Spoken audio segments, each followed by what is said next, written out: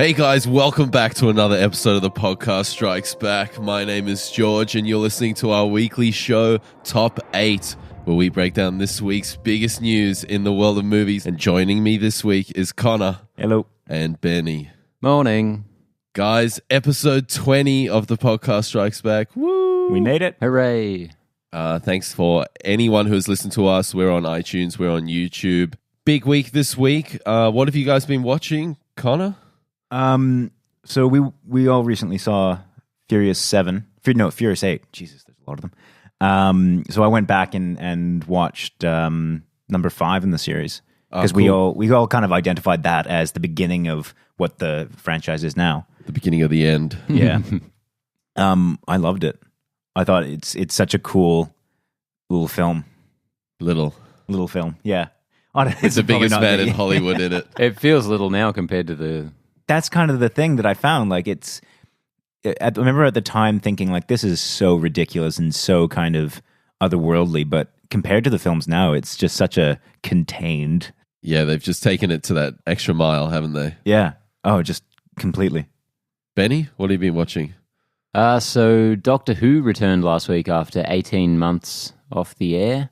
Right. I'm a big Doctor Who fan, which means I can stand watching Doctor Who. There's a lot of us out there. And this is Peter Capaldi's last season. Pretty exciting when there's a new Doctor rolling around. Doesn't happen too often. And the first episode was fine, like most Doctor Who episodes. See, that I think you kind of hit the nail on the head there with you're a big Doctor Who fan, so you can watch it. Like, I mean, that's something that it's not something you just kind of flip on and watch for half an hour. No. So I've never gotten into it, so it's kind of an alien little series for me. This is, I think, the 36th season that I've watched. So, yeah, once you're in, you're in. Yeah. There's one really cool episode. I think it was a David Tennant episode, the one with the angels statues. Yeah, the Weeping Angels. The Weeping Angels. That's a cool Doctor Who episode. Yeah, there's a two-parter. There's Is that not a two-parter? The original isn't. No, the original is just a little standalone. Oh. Brilliant thing. There's a few episodes I think you would absolutely love, George. I should show you like little kind of standalone ones just with an awesome sci-fi premise. All right, Georgie, what have you been watching, George? I've been reading this week. Oh, get out. I didn't know you Disgusting. Superior being here. I've been reading the new Star Wars novel, Thrawn. Timothy Zahn has come back and injected Thrawn into the new canon, which is really cool. Reboot. This novel set between episode 3 and episode 4, and there's some really interesting stuff in there. Timothy Zahn sort of started the whole Star Wars canon in the 90s, and that series is really highly regarded, and fans love it. So I'm really enjoying this book. I think it's awesome. What was the subject matter for that one? So it was post Return of the Jedi. Okay, yeah. And Thrawn, it sort of focused on Thrawn, this military tactician in the Empire. And he's a really great character. Yeah. I remember reading a series of novels when I was a kid that dealt with, I think, Obi-Wan between the first and second movie. I think that his adventures with Anakin, thank you. Jesus. That guy. Which I thought was really cool. But apart from that, I haven't really explored. Yeah, see, that's all tossed out with the new canon. Yeah. So it's only... Was it ever actually canon? Or was it? I thought it was just kind of side. Yeah, it was. Okay. What's classified as legends was at one stage all canon. And that's all been tossed. Yeah. Oh, well. I found a really cool website with the chronology of all the canon across all the mediums, comic books, novels, films. Current official canon. And where they sit in the timeline. And only cool. The real stuff, the stuff that really happened. Yeah.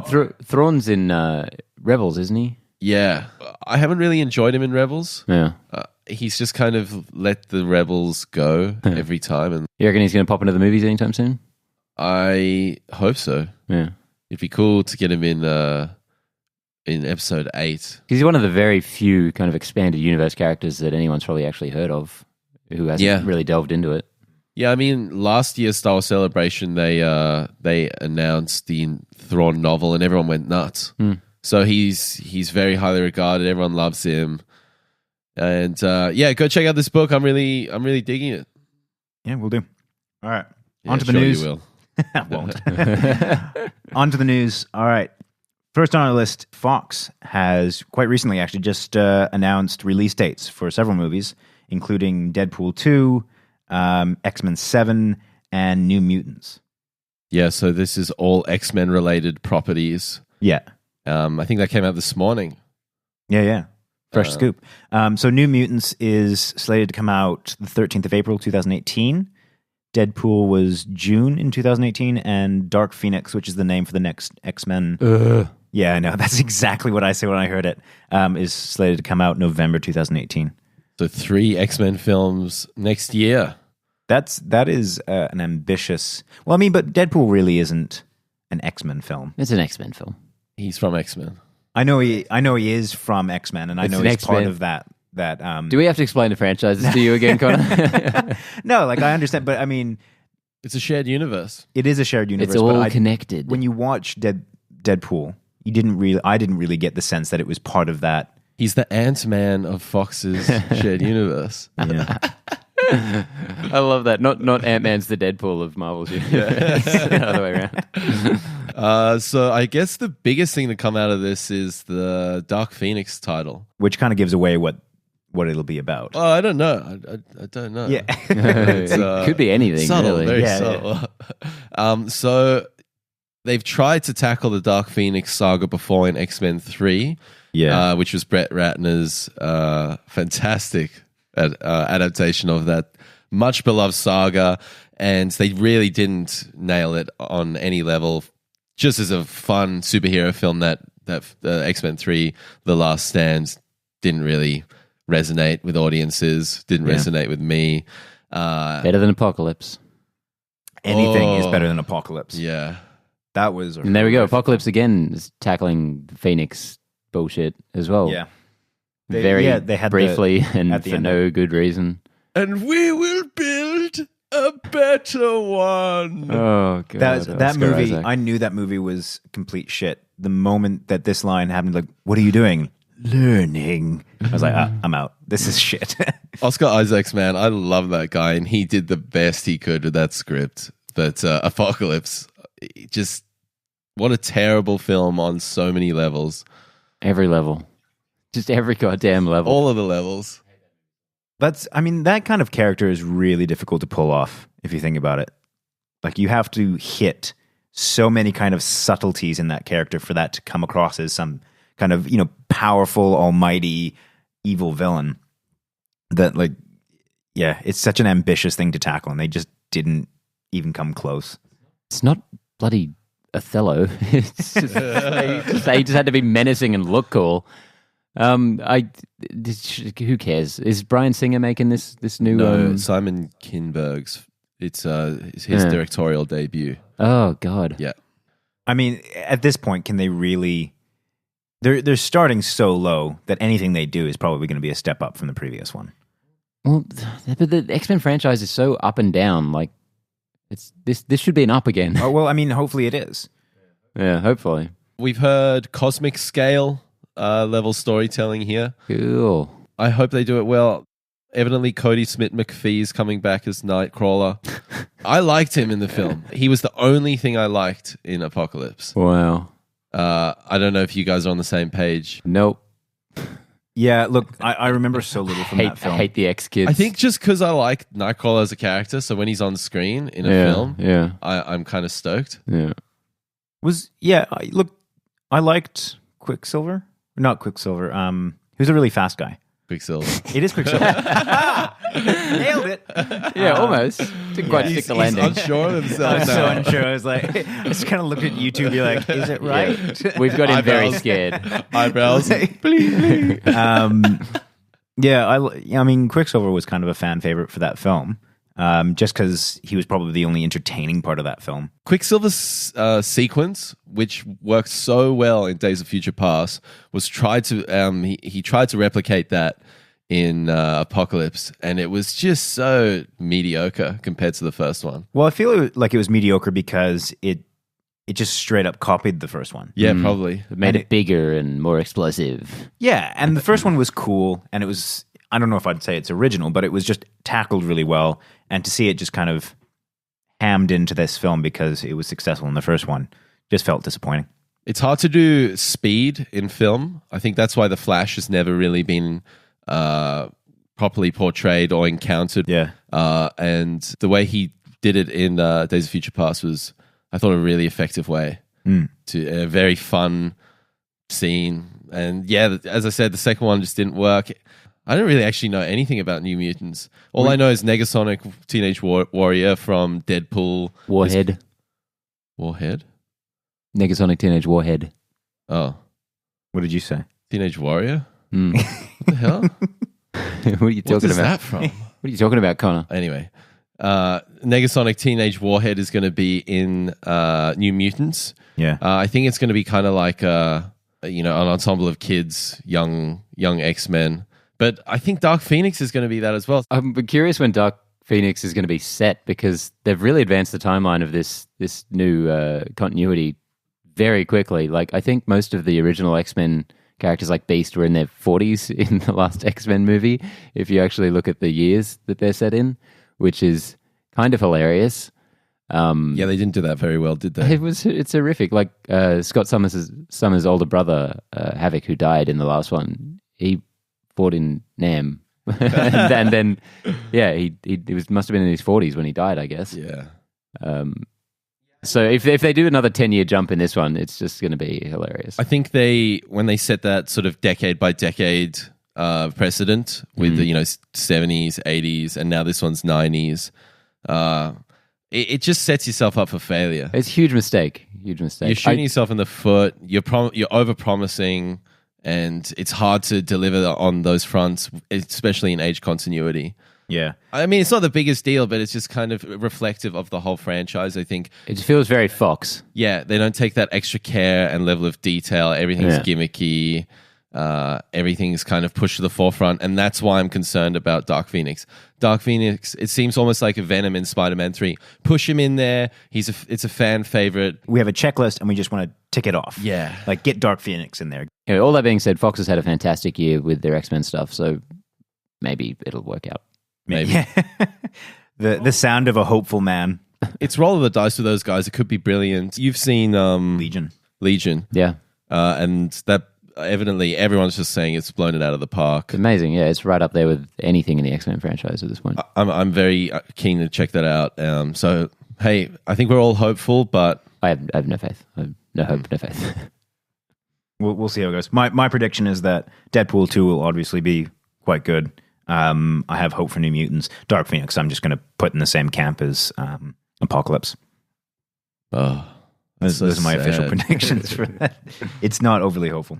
All right, moving on to number 2. The franchise architects for Fate of the Furious have hinted that there might be a spinoff in the works featuring Dwayne Johnson and Jason Statham, which I think is something that everyone would love to see, considering how they left it in F8. That's all anyone wanted coming out of this movie, I think. Yeah, I think you mentioned rumors that in F8 there was a extra credit scene where Jason Statham and The Rock had a fight, and I think that would be sick to actually see that expanded into an entire film.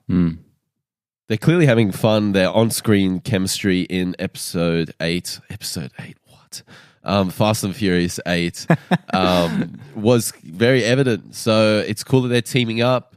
I believe the beef is squashed between The Rock and Vin Diesel. So I actually went back and I kind of looked through the whole saga. Last I checked was that they're kind of on better terms right now. I don't know if they're on like completely amicable terms. That's nice. I mean, and this is all kind of like rumor. Like no one's really come out and full said, this is what the situation is. This is where we're at now. I mean, it's all just kind of this like Twitter beef or like, just kind of sly passive aggressive shit on Instagram or something. That's why I think it's a PR stunt, man. Yeah. That's why I think it's just like they know how to play the game. There is obviously some little, power struggle there between Vin Diesel wanting control of his franchise and The Rock. I think they've largely kept it off the internet. I reckon this spin-off is going to start happening, and then slowly, bit by bit, all the rest of the cast members are going to start moving into it, and it's just going to become Fast 9, except without Vin Diesel. They're just going to steal the franchise from him. I would not be surprised. Yeah. Well, I mean, they've slated that this kind of main storyline, the Fast and Furious, will end at number 10. Wow. So they've kind of officially announced that, which I think could happen. Realistically, they'll be like, oh, do we enjoy printing money? And ultimately they say yes and keep going. Yeah, the series will go until it's not profitable anymore. Yeah. Whether that's in the form of a spin-off or whether they just continue the main storyline. But Universal obviously know they're onto a thing with these films. They want to keep that going after 10. So they're setting the groundwork now.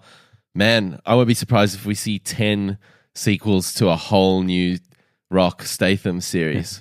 I don't see why not. I mean, if you look at the success of this this most recent one, I don't know why they wouldn't try and continue going this. What they have, they officially had for the opening weekend, I think $530-some million worldwide debut. Smash the Force Awakens records. by I think about like 3 million, but still, that's an impressive Smashing. Smashing. Just destroying. And it's not just like a local audience. It's not just America going like fuck yeah and getting into this series. Like it's a significant portion of that is worldwide income. So it's a global franchise. It's an impressive franchise. People are into cars globally on planet Earth. The universal language, cars. This movie is so not even about cars.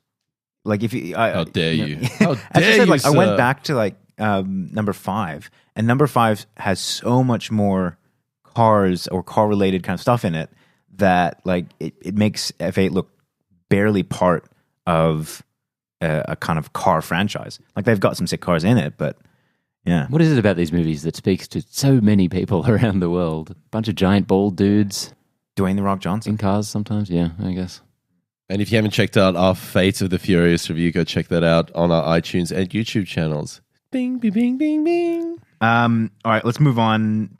Marvel Avengers Infinity War and Avengers 4, which so far is untitled, are going to be shot separately. They said that they're doing them one right after another. I think it just kind of became too complicated. I'm glad that they're kind of stepping back because I feel like this is a kind of franchise where, because it's starting to, kind of move really quickly and move in a lot of different directions and multifacets, that I'm glad that they're kind of stopping going, we're not going to screw this up. We're going to kind of take this step by step.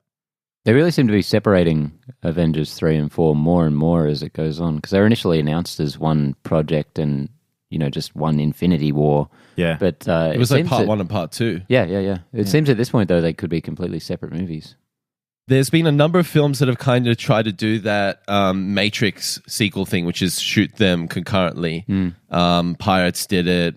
Lord of the Rings is obviously a classic example. And I think things can get really intense and you can just bite off more than you can chew. And as you said, they seem to be really wanting to make them individual films as opposed to part 1, part 2. These are individual entities, individual films to be treated on their own accord. And that's really exciting. It seems like an amazing project. It's like one of the most expensive projects of all time. It's the conclusion of the Marvel Phase 3. I'm so excited for this film, and this is really encouraging to hear this. Marvel know what the hell they're doing. They know how to produce massive tentpole films. They build these timelines into it so they can say, hey, yeah, we need to change the plan. These films are juggernauts. Once they go, the project is going. And for them to be able to say, okay, listen, we're going to change the plan up, we're going to change the schedule up, is a real testament to how well they have the project management and control of what they're doing in producing these films. Hey, Georgie, just quickly, our Marvel checks arrived, yeah? Yeah.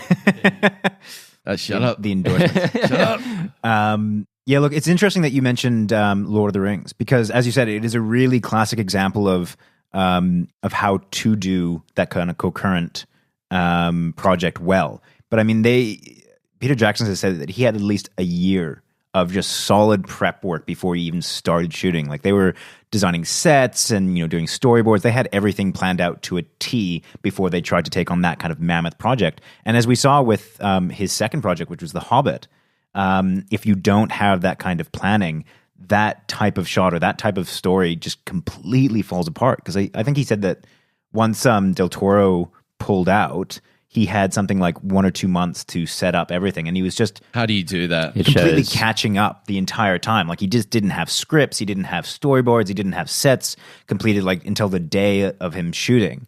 So I mean, it's good to see that these guys, instead of trying to do that kind of Hobbit thing where you just like let's go full bore into this without preparation, there's, as I said, they're just stepping back and going, let's take a moment, let's really figure out how to do this properly. Yeah, boys, Marvel's pretty good. Hey. Yeah, I mean, to be honest, Marvel hasn't made a bad film yet. They, that I'm aware of. They made a terrible TV series. And I was very conscious when I said film. Yeah. I didn't like Incredible Hulk. I don't think it's bad, though. It's not bad. I don't think it's bad. So I think that they obviously have enough knowledge and enough experience to kind of pull this off properly. I'm excited for it. It'll be good. The other Marvel news is Captain Marvel director announced. Finally.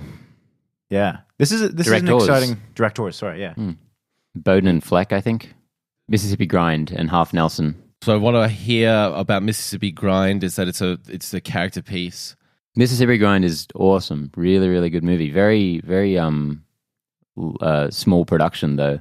So this is going to be another one of those jumps for not first-time directors, but First-time big budget directors. Yeah, absolutely. Because that was just a small little road trip movie, and this is presumably going to be huge and cosmic. One would think. Marvel seems to be quite okay with taking those kind of directors that have been really successful in their kind of small budget fields and just giving them a shit ton of money to direct something that is hopefully unique and kind of feels fresh. Successful is the right word there, because most studios do this. They find a director who's made one film that people kind of love and they throw him into a huge production. But Marvel seems to be the only one who actually makes it work.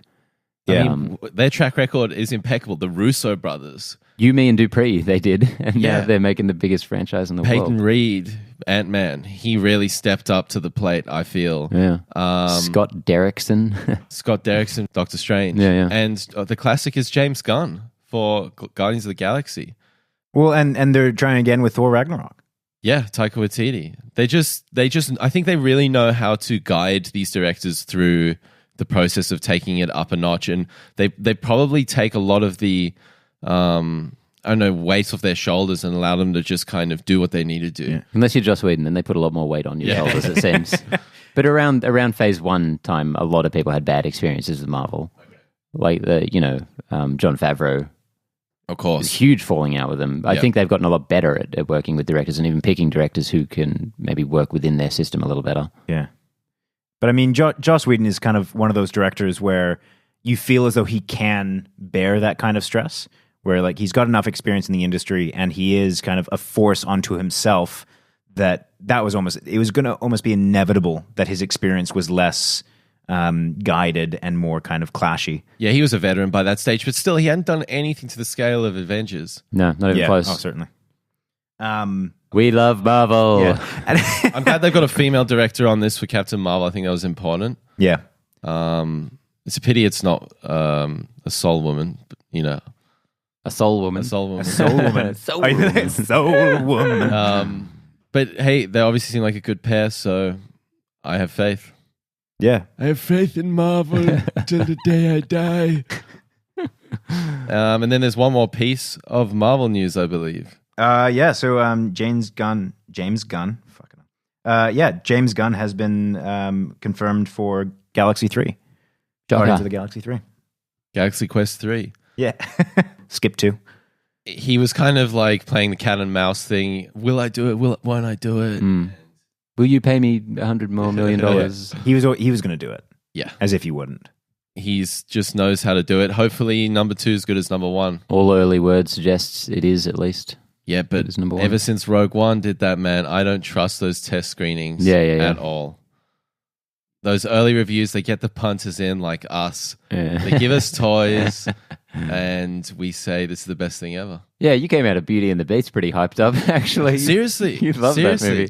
And I cooled on it so much afterwards. They give you a lot of champagne at these premiere events. No, it's seriously the event, the scale of things amps things up and you get into it. Yeah, fair enough. Do you feel like that's what happened to you in Power Rangers then?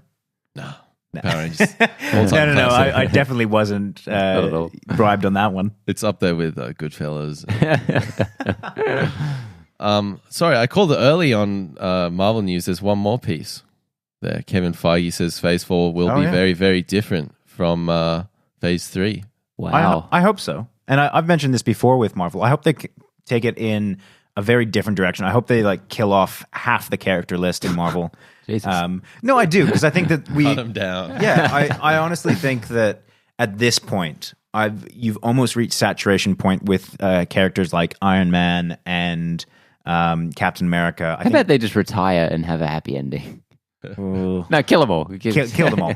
Give it some weight. I'd love to see Marvel like. I know it's a comic book trope to have characters die and then come back, but I'd like to see some actual gravity to this movie. I'd like for that. I think every single Marvel movie has someone die and then come back at least the next film or in that film, usually. Yeah. But that's what I'm saying. I'd love to see Marvel kind of man up and properly kill a character. That's what being a man is. Kill someone. I'm always impressed with studios that are willing to take out characters because it actually gives some weight to a movie. Yeah, there's stakes. Yeah, there's actual stakes. I mean, there's so many movies that you watch where there isn't that kind of tension that you would normally have because you know that the character's going to make it through. That's why I enjoyed Life. They took out one of the kind of main draws of that movie early on, and you're like, okay, no one is off limits right now. Is that why you like the Fast and Furious franchise? Because there's stakes there. I enjoyed. I mean, you enjoy it as well. Don't give me that crap. I'm just pulling you up on what you're saying. No, I'm mate. just making sure you're backing up your statements. That I enjoy that movie for completely different reasons. Okay, I think I know where this is headed, actually. So Marvel's Phase 4 should be Marvel Zombies. Hell yes. I'm okay with that. Yeah, just everyone dying. Yeah, for a if few people movies. come back as zombies, then I'm completely okay with that. Yeah. Okay, That is in the comics. Marvel Zombies is a long thing. running comic series. Okay, here's a little theory of mine. So in the Thor Ragnarok trailer, how Thor does that little wink to the camera. He does that little fourth wall break. Yeah. Phase 4, we could potentially see more of that. So Phase fourth wall. Yeah. So we get more meta. We get, maybe we even do kind of Watchmen kind of, comic within a comic territory. Look, I'm open for them to be a little bit more experimental with Phase 4. I mean, as I said, I just feel like a lot of what makes Marvel good right now is going to hit a saturation point around Infinity War. And I think that it would be a really smart idea for them to kind of shake it up. At this point, how many Marvel films are out now? By the time Phase 4 ends, it'll be 22 films. 22 films. That's a big franchise. That is a project. That's coming up on Bond. Yeah. That's huge. In 10 years or 11 years. What? In half the time, it's... Or not even Half more the time. James Bond started in 1992. When was the first Bond released? 60-something. 62. 60-something. Yeah, Wow. 62, I think. Doctor No. Jesus fine. Christ. I just say things and expect that you two are going to correct me afterwards. I guarantee what Feige means by Phase 4 being different is that all of the actors will have become too expensive to bring back. It's just going to be new actors. That's not going to be different. It's Marvel. Come on. In those statements, he mentioned a lot. He talks a lot about contracts and how we really haven't had too many problems up until this stage. With a shared universe, with the amount of people involved in this on screen, and with the ensemble films that they do, like Avengers, Civil War, now the team-up films, like Thor Ragnarok, it's incredible that they haven't had more hiccups. The only one has been Don Cheadle and Terrence Howard. It's been the only one. The only one? Who else? Edward Norton. Oh, yeah. Hulk. Yeah. True. Well, fair Yeah, so those have been the only two forgettable, major man. Who cares? recastings. He's totally owned that role. Yeah, no, they've done a great job recasting him, but that's still a huge role to have to recast. And I loved how they addressed the Don Cheadle. Chattel. It's become a staple of me trying to get last names right. Yeah. I loved how they dealt with that. He just walks in and be like, "Yeah, it's me. Get over it." And that was it. I was like, oh, well done. A little bit of a fourth wall break, and That's what he did. He kicked down the door and he said, "Deal with it." it's me. You're probably right. Like it's going to be mostly character changes. The feel of the movies probably won't change. Yep. I would like it to, but yeah, we'll see how that turns out. Just wrapping up this little Marvel segment. These guys just know what they're doing, man. Like, no, you compare these headlines to what a DC, what we talk about on a weekly basis about DC. Yeah. You know, this is being announced, that's being announced. You know, Won't it? It's just the architecture is there for Marvel. They know what they're doing. They set everything up in a correct manner. They schedule things right. They don't go back on their word. They have a game plan. Hey, Georgie, that's enough jerking off Marvel. Holy crap. Yes, I'm a Marvel fanboy, impressed. but you're making me blush. I just think running a company of that scale and pumping out the quality of films they're doing, I'm impressed. Yeah. I back him. I feel like we obviously have a preference between Marvel and DC at this point, and it's not because of the content. Because DC has some. I mean, like the property content, like Right. the characters. not because. Don't try and make us sound horribly biased here. Come on. It's not because of the quality of what's coming out. We But, just I mean, hate like- DC. But that's my point. Like DC just hasn't been able to create a solid, not really just even a solid film since Dark Knight, in my opinion. Well, I was going to say, actually, this is almost a news story unto itself. There's no bad news coming out of the DCEU this week. Wow. DC Well done. hasn't fucked up. DC's first win. But I don't think any of us want DC to fail. I want Justice League to be amazing. Oh, I would love it if they pulled off these films because I think that they're cool characters and I think there's cool stories in there. I love the original properties. I'd love to see DC pull anything off at this point. Really, I'm just like they've got a couple projects on the go now. Yeah. Anything would be nice. Anyway, that's the end of our Marvel session. Oh, was it as good for you as it was for me? Marvel jerk off session. All right, number 4. Disney is in talks with Will Smith to play Genie in the upcoming live-action Aladdin. Cool. Yeah. Well, it's going to be consistently a problem of comparing it to the classic animated films. Those are some big shoes to fill from Robin Williams. If they keep doing what they did with Beauty and the Beast and essentially just remaking it, but longer and duller, then yeah, it's going to be a problem. I don't think they're going to do that with Aladdin. I don't think Aladdin is a film that you can do what they did with Beauty and the Beast, which is basically a Zack Snyder copy-paste job. Considering in a lot of ways. considering the original Aladdin contains a character excitedly shouting "Praise Allah," then yeah, they're probably not going to do exactly. I mean, that's going to be a really interesting issue. I'm surprised they're tackling it this soon. Well, exactly. I thought they'd leave that one till last. Maybe let's see if tensions cool down and then we'll until approach it. the world gets over a lot of issues it has right now. It's not the 90s anymore. Yeah. Can't praise Allah like you used to. It's surprising. Like that movie seems amazingly kind of ahead of its time in terms of people were just cool with it.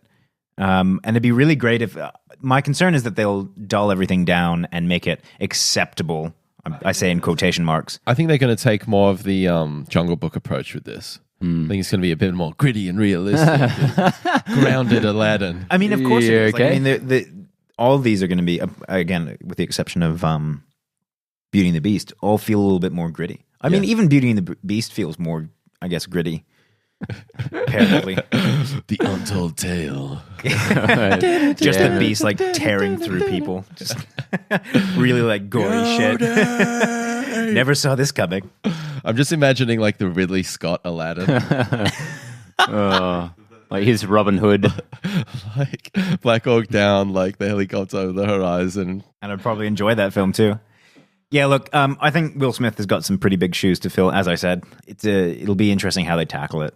He needs a hit, man. He needs a hit. He was the best thing in Suicide Squad. Him and Margot Robbie. Yeah. Yeah.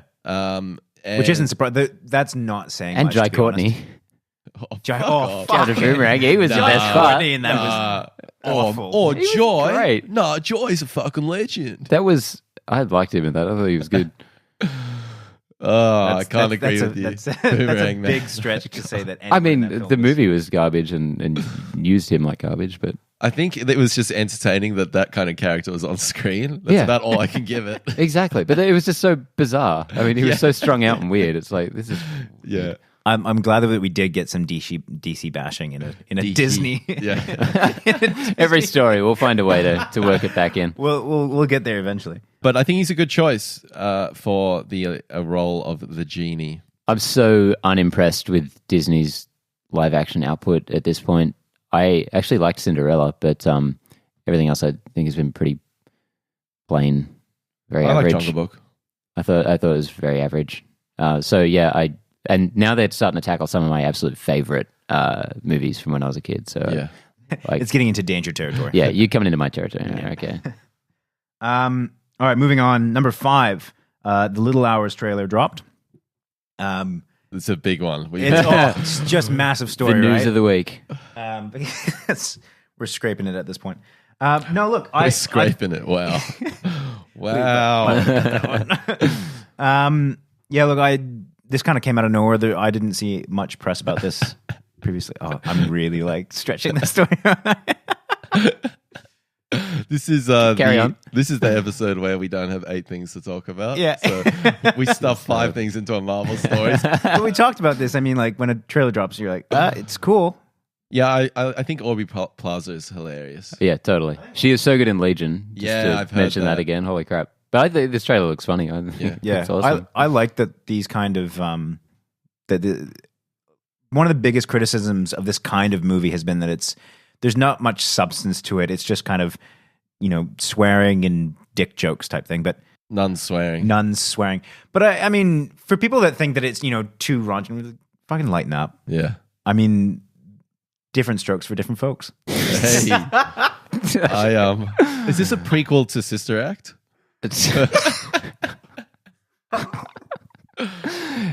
Alrighty, next story. Do we have anything about this story apart from like we enjoy seeing none swearing or Nothing. It looks stupid and funny. looks like I a don't know. stupid SNL Yeah. thing that I will see. John and C. probably Reilly. enjoy. I will Awesome. go to the cinema and purchase a ticket and consume the film. All right, maybe we'll have better luck with the next one. I'm doing next week's list. Throwing you under the my bus God. here, man. Me? This is half your shit. Yeah. Yeah, my Okay, shit's well. the good shit. So, I do the front half, you do the back half. Wait, based on the Decameron? Cameron, yeah. It's like this fucking 16th or 18th century collection of stories about Swearing essentially nuns. nuns. Yeah, it's a small town and the people stuck in this convent and just the debauchery that they get up to. I don't think the F word had been created in the 16th Fucketh? century. Apparently, Thy the fucketh original you. apparently the original author had Aubrey Plaza in mind when he was writing it. Yeah. Which is really impressive. Yeah, a little crystal ball. Yeah. Who doesn't really? Yeah. Yeah. Anyway, I think we've stretched this one out. Stretchy. Ooh, all right, let's move on. Number 6. So George, who predicted that Star Wars Celebration would have a Star Wars spin-off announcement, was horribly wrong because they didn't. And it But cost him big time. Yeah, I believe there's some kind of bet involved. Yeah, sure. Look, Kathleen Kennedy has come out now and said that one will be announced in summer. Probably be announced. Probably be announced. How much of a non-story is that? I'm There so- might be an announcement in the summer about a possible spin-off film in the future. This Star Wars stuff is ridiculous. Like they could release the first letter of the font of the next film. Yeah. It would be the And biggest people will lose story their in the minds, world. yeah. Yeah, everyone's hanging on every word. But I am, to be honest. I really want to know what the next spin-off is. Yeah, no, Ewan screw this McGregor one. keeps getting asked if he's going to do it, and he keeps saying in interviews, "I want to do it, man. I want to do it. Sign me up." So I have a good feeling about that film. Yeah. I think everyone wants to see that film. I think that one is going to get announced. Are you willing to put money on it, George? No, I'm not going down. I don't want to be known as the guy who's just throws. So I'm never putting a bet It's down. a little bit late for that. on We will this. not let you Oh. not be known as that. I think first point of call is to actually announce the title for the Han Solo film, because that's kind of freaking me out a little bit. That they don't have a title for it. Yeah. It's still a ways off, isn't it? It's gonna be Han Solo, a Star Wars story. Han Yolo, a Star Wars story. That's like, it. really? Han Solo. Yeah. Have you seen that Star Wars movie, Han Solo? Maybe they'll just call it Jeez. Solo. Well, it's about as imaginative as anything else they're doing with that movie. Jeez. Rogue One. Rogue One, it works. It was up until the guy was like, What's your call sign? get it out of there. All Get the it out best of there." movies say the title in the movie, George. Everyone knows that. I mean, Get Out did. Yeah, There you but that worked. Proof. Prometheus did. I don't know why I jumped to Prometheus as like an example. Pirates of the Caribbean did. Johnny Depp did in every one of his films. Okay, so back to Star Wars, guys. Pull it in. Pull it in. What are your guys' tips for what the Han Solo solo film will be? Han Solo solo film. Han Solo standalone film will be. What do you guys think the title will be? I'm throwing this at you. Literally could not give a fuck. Good title. Yeah. Look, I've expressed how No. I didn't ask you what you think about the film. I said, what do you think the title's going to be? All right. a solo adventure. I don't know. Oh, Fuck. God. If it's called that, I'm going to freak out, man. I wasn't kidding. I reckon it's going to be Han Solo, a Star Wars story. Okay. I think they'll continue that stupid branding. George, what is your prediction for what this is? Well, gonna I think Solo sounds cool, but I'm trying to picture it in the Rogue One boxy Star Wars story thing. And be? How's that going? 4 for you? letters. I don't know. SOLO. Can't be done. I don't know. Going solo. There we are. Going solo. The Untold Tale. Fuck that movie, man. We also got another little Star Wars thing that we forgot to write down in the notes. Good one, Connor. Was the How's this being put on me? Fucking hell, Connor. the Han Solo a picture from the set got released. It's an alien. an alien from Yep. the movie. And I'm he's- excited now. Now that I've seen that picture, I'm back now in. I want to see that film. Yeah. Good point, George. 6 eyes, man. That's never been done before. yeah. That's a lot of eyes. And he's going to be playing a main character. Oh, really? Yeah. Cool. So there you go. A main character like Han Solo. He's actually playing Han Solo. The Han Solo origin story where you found out he actually changed a race, changed to a human. Yeah, he mean killed the playing- actual Han Solo. And, playing a main character like Forrest Whitaker played a main character. yeah. Oh, God. I hope not. Means nothing to me. Come, my child. Save the Millennium Falcon. Number 7, Guillermo del Toro's upcoming film, The Shape of Water, gets a December release date. Whose film? Guillermo del Toro. Have I fucked that up as well? Guillermo? Guillermo. Guillermo? Guillermo del Toro. Hell. Del Toro. One of these days I'll learn how to pronounce people's names. No, please don't. Or That's great. actually just remember who people are. So what's this film? The Shape of Water. Yeah. Tell us everything you know. George. George is the one that's really hyped for Solid this one. pass. I've been highly anticipating this one. I'm a massive Guillermo fan. Okay, I can read you the official synopsis if you like. Please do. From master storyteller Guillermo del Toro comes The Shape of Water, an otherworldly fairy tale set in the backdrop of Cold War era America circa 1963. In the hidden high-security government laboratory where she works, lonely Eliza Sally Field is trapped in a life of silence and isolation. Eliza's life is changed forever when she and co-worker Zelda, hey, that's pretty cool, Octavia Spencer, discover a secret classified experiment. And I believe that will be Doug Jones's character. And I think, I just remember reading something along the lines of him playing Abe Sapien kind of. Abe Sapien prequel. Yeah. Stealth prequel. Cool. You know, aquatic man who lives in the water. And has A water gills, man. Has gills and... amazing cast. We've got your favorite Benny, Michael Shannon, Yay! I'm in. Best movie ever. Richard Jenkins, He's my other favorite. Doug Jones, Nah. Sally Fields, always good value. Yeah. This has set itself up to be a winner. All the ingredients are there for something really cool to happen. Yeah, this is the first I've kind of really heard of this. This is my hot take. And that sounds awesome. I'm so in. This sounds right up my alley.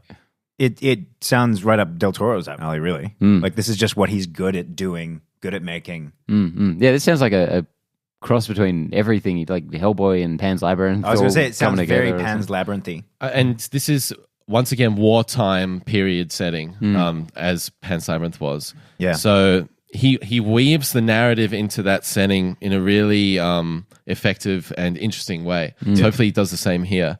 Man, there's a really cool interview with Guillermo del Toro up on Collider's YouTube channel. So definitely go check that out. He talks a little bit about the film. Super exciting. They're obviously going for a bit of an Academy Award run with the release date in December. Has he had an Academy nomination or win? He's always been a little too genre. He's always been a little too B-movie monster film to be recognized in that field. Yeah. I mean, not that I put much stake in those kind of nominations or wins, but I mean, I think he's of the caliber that he should be recognized. But that's always kind of the thing that's really common, is that a lot of directors that you think probably deserve that kind of recognition always get passed off because they're doing more genre. And yeah, exactly. I don't know, Guillermo's pretty hit and miss. Hey. Yeah, he is. Like, he doesn't knock it out of the park like full-on masterpiece too often. I think Pan's Labyrinth is probably his best. And I would agree with that. And brightest, yeah. But I've never been disappointed by one of his films. Or, greatly disappointed. Yeah, there's always something entertaining, definitely. Yeah. And there's always great ideas. Yeah, there's always just this level of finesse and care. You can feel that he just loves filmmaking, and he's very enthusiastic, and that comes off on the screen. And he loves creature design, and that's one of my favorite things. That's what I love about filmmaking, is being able to be transported to another world. And something like Pan's Labyrinth, you're just seeing these designs that you never thought were possible. And he's huge on practical effects, which makes a big difference. And those kind of designs have become iconic. Like the eye man is you see that all over the place. That's Doug Jones. Yeah. So he does all of those like creepy long. Yeah. Did you guys see Crimson Peak? No, I never got around. I watched a little bit of it. The opening was awesome. Spectacular.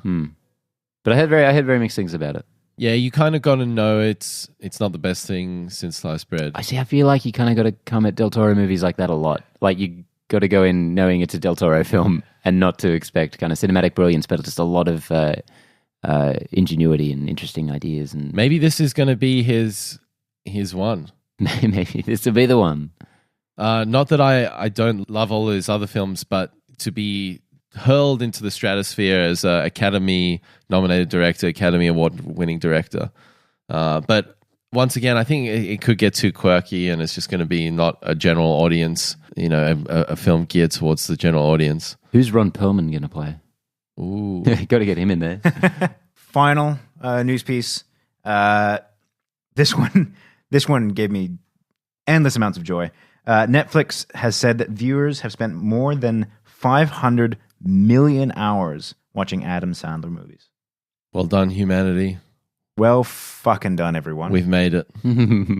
I hope 499 million hours was spent watching Happy Gilmore. I mean, is that even on Netflix? Yeah. Yeah? I watched it not too long ago.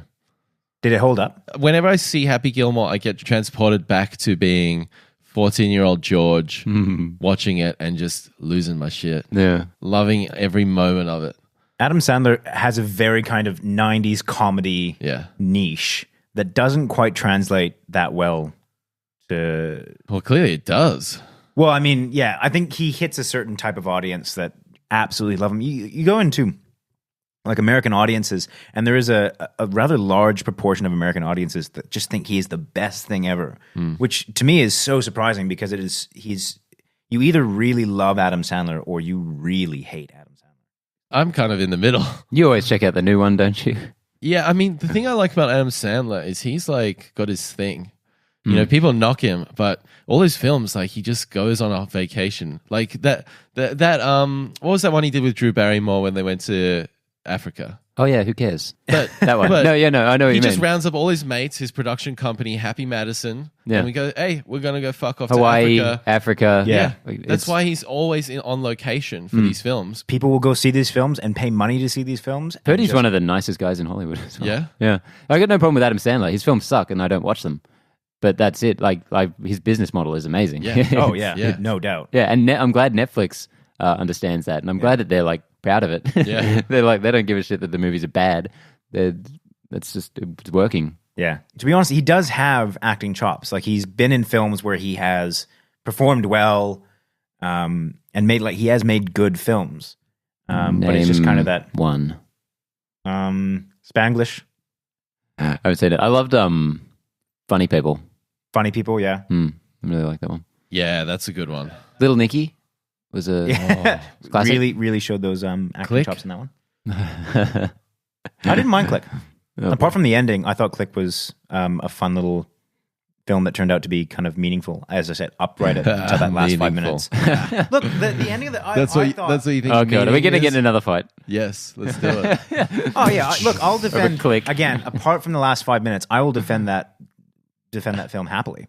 Okay. Jesus I can- Christ. You know what? I'm not That's on prepared record. to watch that. It's a record Yeah, now. I remember watching that film and being, I guess, surprised.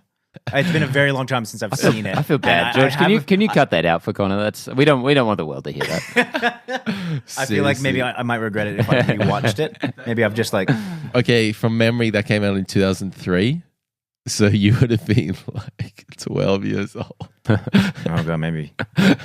So don't stand by that statement. That is kind of the Adam Sandler sweet spot right Yeah, there. maybe I should retract that. 12-year-old me I believe enjoyed I've got the quote here. I will defend that film till the day I die. I will die on this hill. Well done to Netflix for managing to get people to watch 500 million hours of that. 500 million. Shame on you, humanity, for watching 500 million hours of. We don't really know how that stacks up though. Netflix never really releases any stats.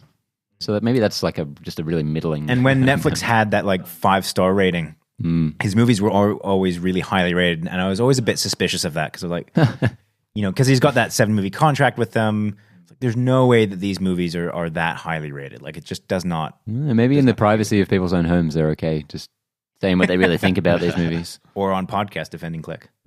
You have done that yourself. Fuck. All right, well, that's the top 8 of the week. That's we the made top it. 3 and some other things. Top 3 plus 5 more plus 3 more. So should we run through some honorable mentions? Some big honorable mention. Look, new Mummy trailer came out. I stick by what I said before, which is I don't think this will stack up to the Brendan Fraser films because I really enjoyed those. Who thought anyone would ever say that? Yeah, I mean those films have really grown on me. Surely film. The second one's terrible, and the third one's even worse than that, apparently. I haven't seen it. Well, I don't really consider the third one as part of that. Isn't that the Scorpion King? Yeah, No. the second one's the Scorpion King, the worst computer effect ever put on screen. Yeah. Hell yeah. Look, I enjoyed the second one simply because it had what the first one had, which was a bit of heart and kind of levity to it. I mean, yeah. You watched it when you were 12, didn't you? No, I mean, this one is one that I've probably watched in the last 5 years. Oh, And God. it's got bad effects and it's got like really cheesy acting, but it's one of those films that I just enjoy because of the levity of it. Yeah, no, look, seriously. He's laughing think at you. I don't need a reboot where, the Mummy is done really grittily. Maybe I'll enjoy it. And, I guess I'll go into this openly. Maybe you'll enjoy it, or maybe you won't enjoy it. Maybe I won't. Or maybe a third option that we can't foresee. What's the next one? A Wakefield trailer. What's the next one? Wakefield's trailer? What the fuck is that? Wakefield. It's Bryan Cranston in this kind of weird. Okay, I take that. yeah. Bryan Cranston was Love fantastic Bryan in Cranston. this. I didn't mean to say anything against you, Brian. If you're listening. I predict film of the year. Bryan Cranston. Looks like a cool little contained piece. Movie. It's intriguing. Movie. It looks interesting. Yeah. But again, that's pretty much all you can say about it. I didn't watch it, but We didn't mention this in the Marvel news, but Ant-Man and the Wasp is to begin filming in June. Peyton Reed staying on that one from Ant-Man 1. Cool. I gotta say, I fucking love Ant-Man so much. I Same. watched it again recently. I saw it, I think, twice in the cinemas. I really enjoyed it. Watching it again recently, it shot almost right to the top of my Marvel movies. I have been an advocate for Ant-Man since it came out. I think it doesn't get appreciated. No, I remember you really enjoyed that. I love it, and I would say it's in my top 5 as well. Michael easily. Pena's awesome. Michael Pena is fucking so good. He needs a spin-off Last I movie of his checked. own, goddammit. Michael Douglas is awesome in it. Evangeline Lilly's great. Paul Rudd is great in it. I'm glad they're doing another team-up film, as we were kind of been seeing that Marvel's doing the team-up film thing. Well, they just kind of have to. Not every Yeah. character can have its own Yeah. movie anymore. There's just too many. So I'm excited for this one. All right, that's it. We've done it. We made it, guys. Top 8 done for the week. And what a week it was. We just dragged ourselves over the finish line. I like how at the beginning of this episode you said it's been a big week. Has it? It's always a big week. isn't It's it, a George? G-up. I've got to G everyone up, you know? Especially when it's not a big week. You got to lie big. You got to really try and Like, convince them. It's been the biggest week ever. Overpromise, underdeliver. Learn. So, guys, we have a Rogue One Blu-ray competition up. You can win a copy of Rogue One on Blu-ray. Head to our website, thepodcaststrikesback.com, and head to the competitions tab. You can enter there. We will be reviewing Guardians of the Galaxy 2. That'll be up on Tuesday, I hope. We're all good for that. I'm good for it. We're locking it in now Locking on it in. air. Oh, shit. Everyone knows if it's on mic, it's binding. Like a bet. Like a bet for $100. And then we've also got our first episode of Movie MMA up on Thursday. Spider-Man 3 versus The Amazing Spider-Man. We rewatched them. Oh, boy, we and, did. We're getting in the octagon to battle it out. Which one's the best? Which one's the least shit one? I think is probably the best way to describe it. I think that's going to be a lot of fun. So, yeah. Thanks so much, guys. Connor? Yep. Bye. Far out. Far out. And Benny? See you guys. We're really on it this week. All Oh, right. yeah. Catch you on the flippy. Oh, yeah, bye.